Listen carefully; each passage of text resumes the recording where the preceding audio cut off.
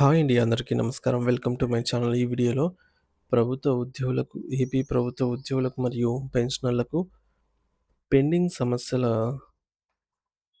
సానుకూల నిర్ణయం దిశగా అడుగులు. పెండింగ్ సమస్యలపైన పూర్తి తాజా సమాచారాన్ని వీడియోలో తెలుసుకుందాము.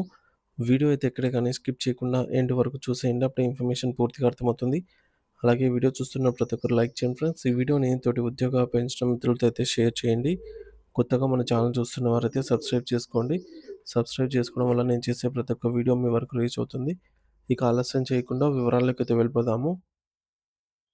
ఫ్రెండ్స్, ఇక విషయానికొచ్చినట్టయితే ఆంధ్రప్రదేశ్ రాష్ట్రంలో ప్రభుత్వ ఉద్యోగులు మరియు ఉపాధ్యాయులు ఎదుర్కొంటున్న పలు దీర్ఘకాలిక సమస్యల పరిష్కారం విషయంలో ప్రస్తుతం కూటమి ప్రభుత్వం ఎంతో సానుకూల దృక్పథంతో ఉందనే ఒక ఆశాజనకమైన వార్త ఇప్పుడు వెలుగులోకొచ్చింది. ఈ విషయాన్ని ఉత్తరాంధ్ర పట్టభద్రుల ఎమ్మెల్సీ వేపాడ చిరంజీవి గారు చాలా స్పష్టంగా మరియు అధికారికంగా వెల్లడించారు. రాష్ట్ర ప్రయోజనాల దృష్ట్యా ఉద్యోగుల సంక్షేమం అత్యంత ప్రాధాన్యత కలిగిన అంశమని, అందుకే వారి సమస్యలను ఒక క్రమ పద్ధతిలో పరిష్కరించడానికి ప్రభుత్వం సిద్ధంగా ఉందని ఆయన పేర్కొన్నారు.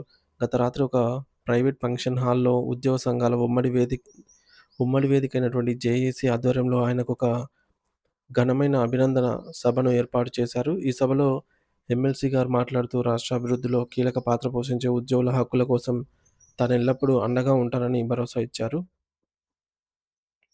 ఈ అభినందన సభలో ఎమ్మెల్సీ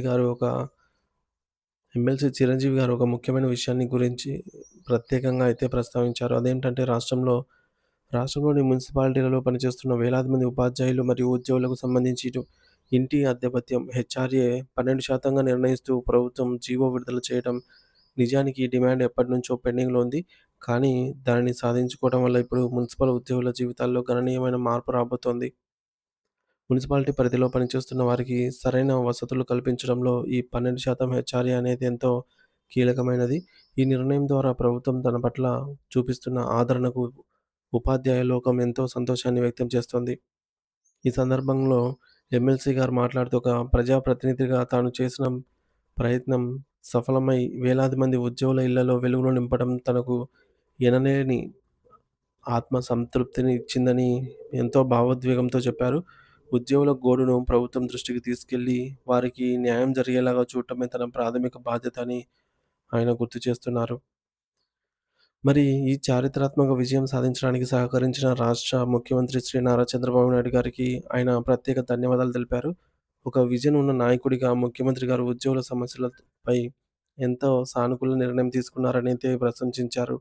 అలాగే యువ నాయకుడు, విద్యా శాఖ మంత్రి నారా లోకేష్ గారికి కూడా ఆయన కృతజ్ఞతలు తెలియజేశారు. ఎందుకంటే విద్యాశాఖలో పనిచేస్తున్నటువంటి ఉపాధ్యాయుల ప్రయోజనాలపై లోకేష్ గారు ప్రత్యేక శ్రద్ధ చూపడం వల్లే ఇది సాధ్యమైందని ఆయన పేర్కొన్నారు. వీరితో పాటుగా రాష్ట్ర సభాపతి, స్పీకర్ గారు అన్నయ్య పాత్రుడు గారికి కూడా ఎమ్మెల్సీ చిరంజీవి గారు ధన్యవాదాలు తెలిపారు. సీనియర్ నాయకుడిగా అన్నయ్య పాత్రుడు గారి సలహాలు మరియు సహకారం ఈ ప్రక్రియలో ఎంతో తోడ్పడ్డాయని అయితే ఆయన గుర్తు చేసుకున్నారు. ఈ అభినందన సభలో జేఏసీ చైర్మన్‌తో పాటు ఇతర కీలక నేతలు పెద్ద సంఖ్యలో పాల్గొన్నారు. మున్సిపాలిటీ పరిధిలో పనిచేస్తున్న ఉద్యోగుల సమస్యలను అర్థం చేసుకొని, వారి కోసం 12% అలవెన్స్ వచ్చేలాగా నిరంతరం శ్రమించిన ఎమ్మెల్సీ చిరంజీవి గారికి జేఏసీ నాయకులు ఈ సందర్భంగా కృతజ్ఞతలు మరియు అభినందనలు తెలియజేశారు. గతంలో కొన్ని మున్సిపాలిటీలలో మాత్రమే ఈ రకమైన ప్రయోజనం అందేది. కానీ ఇప్పుడు రాష్ట్ర వ్యాప్తంగా ఉన్న అన్ని మున్సిపాలిటీలకు దీనిని వర్తింపజేయాలనేది వారి ప్రధాన లక్ష్యంగా అయితే ఉంది. అసలు ఈ హెచ్ఆర్ఏ వివాదం ఏమిటి అంటే, నిబంధనల ప్రకారంగా పెరగాల్సిన అలవెన్స్‌లు సకాలంలో అందకపోవడంతో ఉద్యోగులు ఆర్థికంగా నష్టపోతున్నారు. కొన్ని ప్రాంతాలలో తక్కువ శాతం హెచ్ఆర్ఏ ఉండటం వల్ల ఉద్యోగుల మధ్య వ్యత్యాసాలు కనిపిస్తున్నాయి. దీనిని సరిచేస్తూ రాష్ట్రంలోని అన్ని మున్సిపాలిటీలలో ఖచ్చితంగా 12% హెచ్ఆర్ఏ అమలు చేయాలని, ఏ ఒక్క ఉద్యోగి కూడా ఈ లబ్ధికి దూరం కాకూడదని జేఏసీ నేతలు మరియు ఎమ్మెల్సీ గారు కోరుతున్నారు.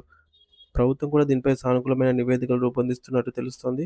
ఉద్యోగుల సంక్షేమం మరియు వారి కుటుంబాల ఆర్థిక భరోసా కోసం ప్రభుత్వం తీసుకున్నది ఇలాంటి చర్యలు భవిష్యత్తులో ఉద్యోగుల పనితీరును మరింత మెరుగుపరుస్తాయనైతే విశ్లేషకులు భావిస్తున్నారు.